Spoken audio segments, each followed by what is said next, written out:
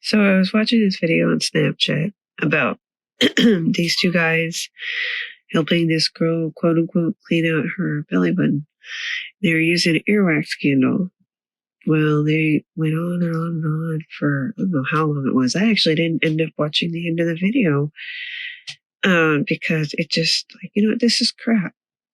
So I go online, do a little research. I'm like, when I was little, I was taught that cleaning out your belly button is just, a little warm soap and water, dry cloth, done. Why'd they go all this trouble to do, what they did with the wax candle and all that? I was like, you know what, I'm done watching this. I know this is a scam or whatever. So I go online and research it, right? And sorry, I'm a little sick right now, but I wanted to get this out. So I'm doing some research and like, I knew it was, fake news, if you will. This girl totally bought it though. It was hilarious.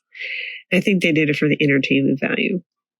Anyway, so I'm researching. All right. So what do you get? What happens when you mix vinegar, olive oil, what was it? Vinegar, olive oil, salt, and there's one other thing.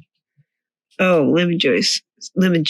So I typed that in. What do you get what happens when you mix olive oil, lemon juice, vinegar, and salt? It turns out it's salad dressing. I mean, there's a detox drink you can make too with apple cider vinegar, but I was like, oh my gosh, they're just making a salad.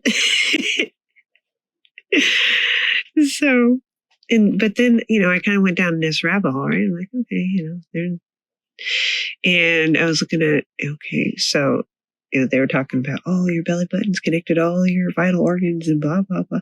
So I started going down, looking at other things. Okay, Kat, I'm trying to record here. Anyway, so I find out that no, your belly button is just a scar. Yeah, I didn't know this really. I mean, you'd think it's just a big scar from when you were a baby and your umbilical cord got cut after you were born. So I'm like, okay, well, that's not a big deal. So then I'm like, okay, interesting. So then I was looking up stuff about, after you're born or origins of human life and all that stuff.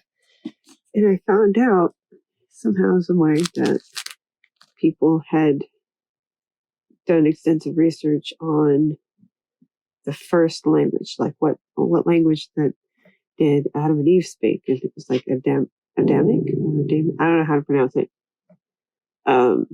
Language. So anyway, just going down this rabbit hole, right? And little clues here and there as to what's going on, what I'm doing. I was doing research. I wanted to find out more about this fake video about them, quote unquote, cleaning out this girl's belly button.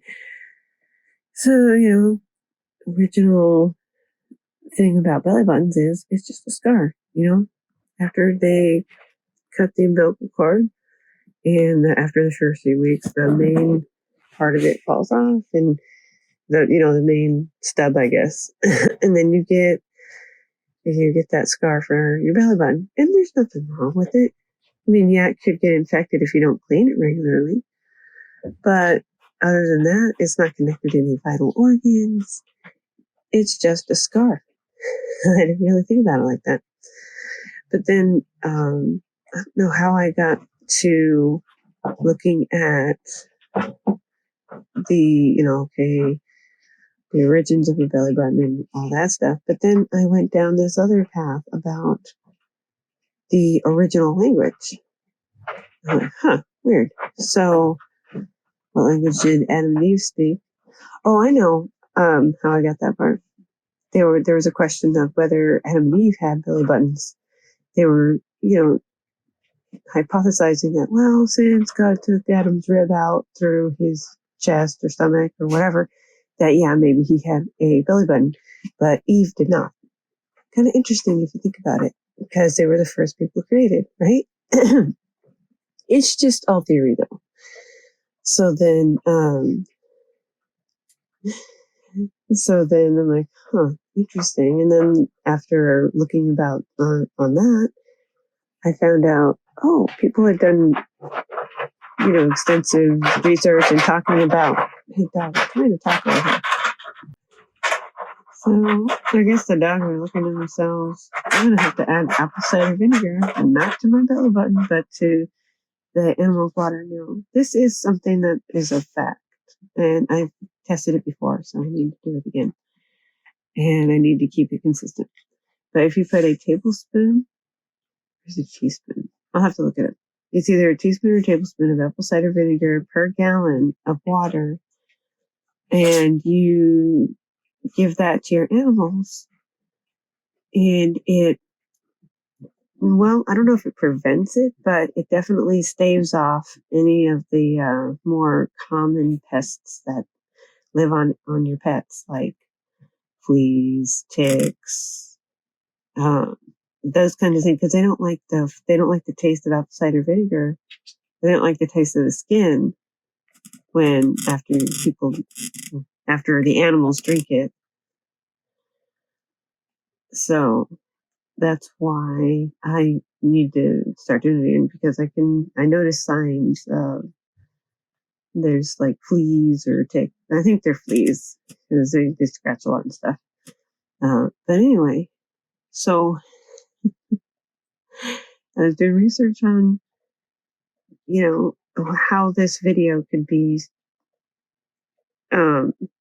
viewed from my perspective, because I grew up learning that, cleaning the belly button is just, soap and water, dry it off, you're good. But these two guys, I don't know, I mean, I guess they were, she approved it, but they went through all this trouble, and this girl believed every minute of it on using an earwax candle to clean out her belly button. Thing is, it doesn't look like they put a lot in there, but they did. They put enough in there to make it look like all that stuff came out of her belly button. But no, it's just a mixture of stuff that they put in there, plus the burning of the paper and just all the stuff they did to make it look like, it came out of your belly button. No, the cotton ball was there. Everything that they pulled out was stuff that they had put in. I just thought it was pretty funny. She's like, oh my gosh, that's disgusting. I'm like, yeah, they played you. But anyway, so I looked that up, and then I found the thing about how belly button is just a scar. It's not really connected to any vital organs. Although if if you mess with it too much and you cause a bleed, it could be infected. Also,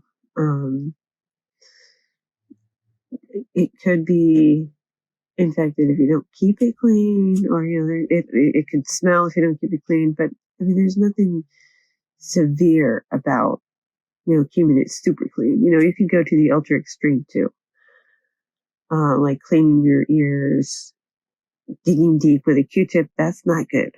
That could cause damage. So it's best just to be gentle, But as far as the belly button thing goes, I did research on them. What the heck? They definitely played her, and of course, all the other people that bought it, from watching the video and stuff. I'm like, wow, it's first I don't know where it first originated from. I found it on Facebook. I think there's a thing on YouTube for it, but I started watching it on Snapchat. I'm like, this got me, and I don't have time for this. I think I wasted at least 10 minutes of my time watching this stupid video. And I'm like, I'm done. I didn't even watch the end of it because I ended up finding it somewhere else and be like, oh, okay. These people are just idiots. It's entertaining, but really, if you want to clean your belly button, save yourself some time. Do it the easy way. The way that I was taught. So, and in the end, I found out that there was people trying to find the original language that Adam and Eve spoke, which is quite interesting. And nobody's really sure. There's a few speculations as to what language was actually originally spoken by the first two people. But it's, like I said, it's all speculation. So it's fun to look through and do some research and find your own ideas and your own opinions about, what happened in the beginning.